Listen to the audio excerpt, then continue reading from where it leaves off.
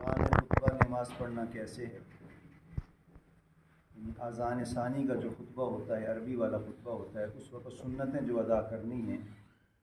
اس کے دو طریقے ہیں۔ پہلا تو یہ ہے کہ ایک بندہ ایسے وقت میں سنت ادا کر رہا ہے کہ ابھی امام صاحب نے خطبہ شروع نہیں کیا تھا، یعنی وہ ممبر پہ تشریف نہیں لایا تھا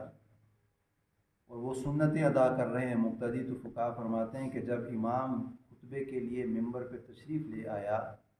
اب اس نے خطبہ شروع کر دی، الحمدللہ نحمدہ و نستعینہ،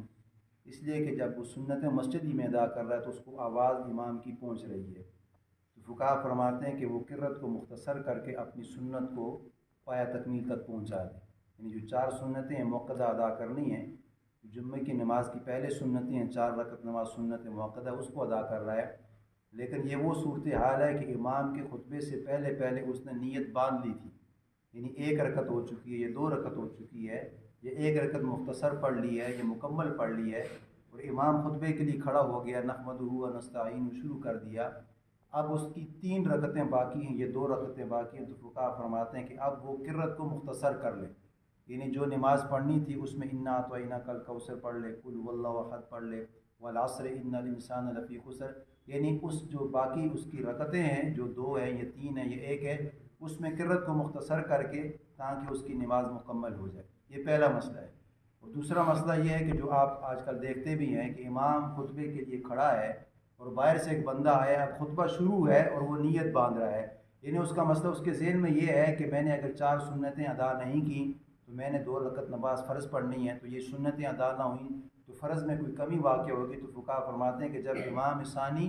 خطبے کے لیے کھڑا ہو جائے، عربی دینے والا خطبہ کے لیے کھڑا ہو جائے، تو جو باہر سے آنے والا بندہ ہے وہ اس وقت سنت کو ترک کر دے، یعنی اس وقت اس کے لیے یہ ناجائز ہے سنت کو ادا کرنا۔ یعنی یہاں پہ امام خطبہ دے رہا ہے اور وہ باہر سنت پڑھ رہا ہے، اس کے ذہن میں یہ خدشہ ہے کہ امام ابھی خطبہ دے گا، 4-5 منٹ کا ہے، اور وقفہ بھی کرے گا، 4-5 منٹ کا خطبہ ہے، اس کے درمیان میں اپنی سنتوں کو سمیٹ لوں گا۔ تو فقہا فرماتے ہیں کہ جب امام خطبہ دے رہا ہو، ثانی خطبہ دے رہا ہے، اس وقت سنت کو ادا کرنا یہ ناجائز ہے۔ ہاں اگر پہلے سے اس نے نیت باندھی ہے اور امام خطبہ کے لیے بعد میں کھڑا ہوا ہے تو اس کو بھی چاہیے کہ وہ اپنی رکعتوں کو، قرت کو مختصر کر لے اور اپنی نماز کو مکمل کر لے۔ یہ دوسرا مسئلہ یہ بیٹھنے کا ہے۔ اب امام خطبے کے لیے کھڑا ہوا ہے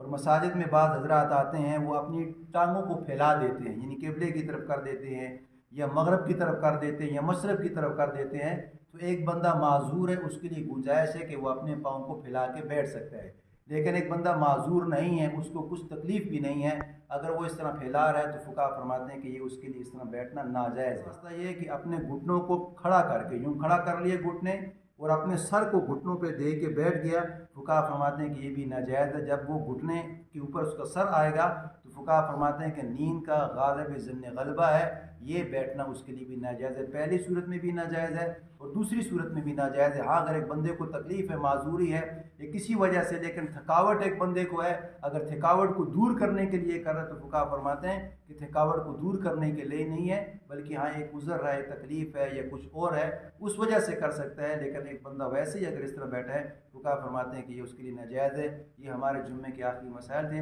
اللہ سے دعا ہے کہ اللہ تعالیٰ ہمیں کامل اتباع نصیب